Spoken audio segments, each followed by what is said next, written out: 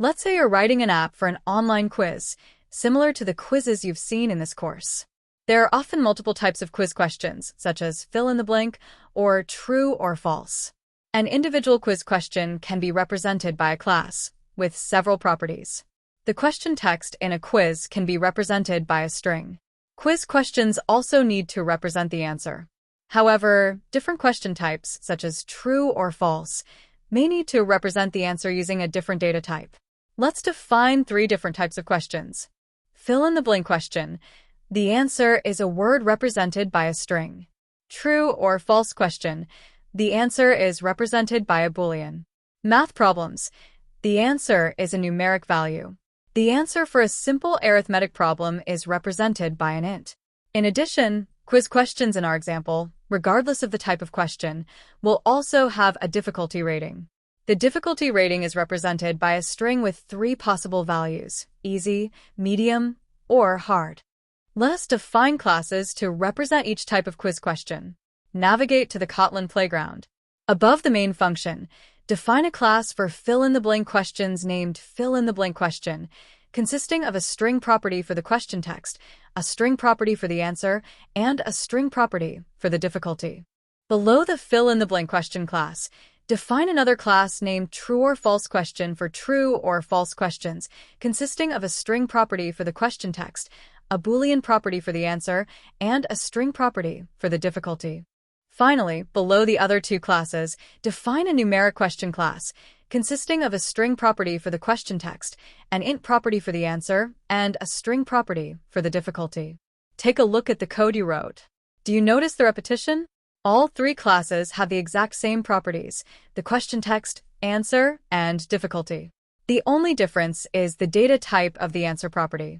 You might think that the obvious solution is to create a parent class with the question text and difficulty, and each subclass defines the answer property. However, using inheritance has the same problem as above. Every time you add a new type of question, you have to add an answer property. The only difference is the data type. It also looks strange to have a parent class question that doesn't have an answer property. When you want a property to have differing data types, subclassing is not the answer.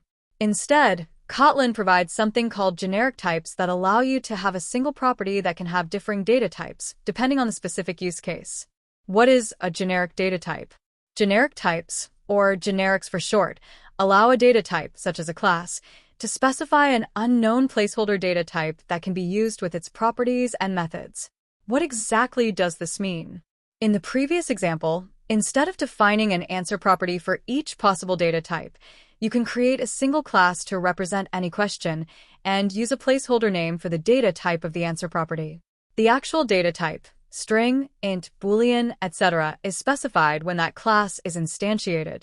Wherever the placeholder name is used, the data type passed into the class is used instead. The syntax for defining a generic type for a class is shown here.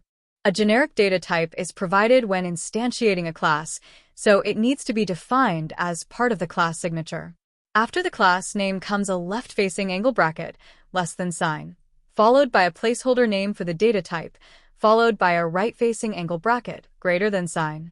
The placeholder name can then be used wherever you use a real data type within the class, such as for a property.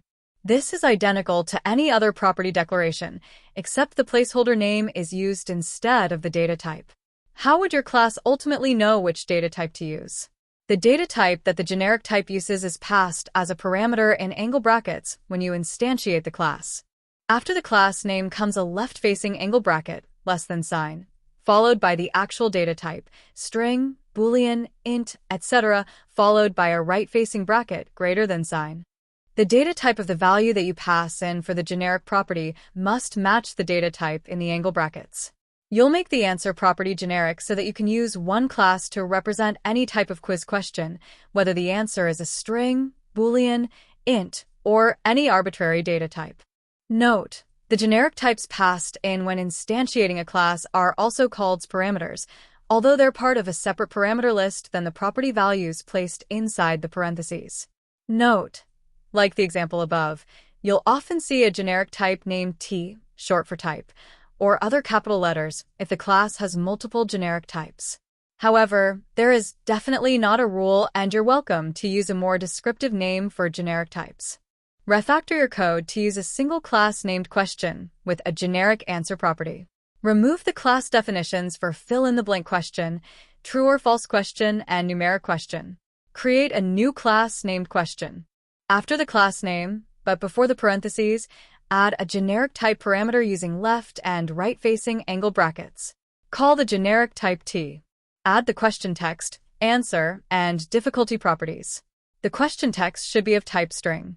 The answer should be of type T because its data type is specified when instantiating the question class. The difficulty property should be of type string. To see how this works with multiple question types, fill in the blank, true or false, etc. Create 3 instances of the question class in main, as shown below. Run your code to make sure everything works. You should now have 3 instances of the question class, each with different data types for the answer, instead of 3 different classes, or instead of using inheritance. If you want to handle questions with a different answer type, you can reuse the same question class. If you want to pass 2 or more different types as generics, you can modify your question class to accept 2 generic type parameters. The question class now has 2 generic parameters, T and U, to allow flexibility in specifying different types for answer and additional info. Each instance of question can use different types for T and U, depending on what data you want to store.